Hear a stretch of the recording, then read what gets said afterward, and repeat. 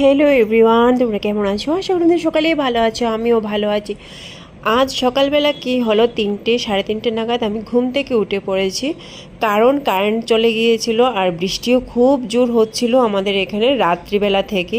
তো যাই হোক, সকালে কাজকর্ম সেরে আমার ব্রাশ টাশ করে ওয়েদারটার অবস্থাটা দেখো, জাস্ট দেখো ওয়েদারের অবস্থা অনেকটাই খারাপ হয়ে আছে। যাই হোক, এখানে ব্রাশ টাশ করে নিয়েছি, সকালে একটু লেট করে উঠেছিলাম।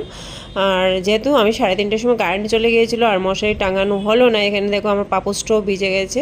যাই হোক, বাইরে বৃষ্টি বৃষ্টি ভাব হচ্ছে, তারপর আমি ফ্রেশ ট্রেশ হয়ে মুখ টুক ধুয়ে ব্রাশ ট্রাশ সেরে তারপর একটু ক্রিম লাগিয়ে নিয়েছি। সেই দিন কিন্তু আমি গিয়েছিলাম ডাক্তারের কাছে, এই ড্রামাকোলজিস্ট, তার জন্য ডাক্তার দেখে মুখে ক্রিমগুলি লাগাচ্ছি, পিগমেন্টেশনটা অনেকটা বেড়ে যাচ্ছে।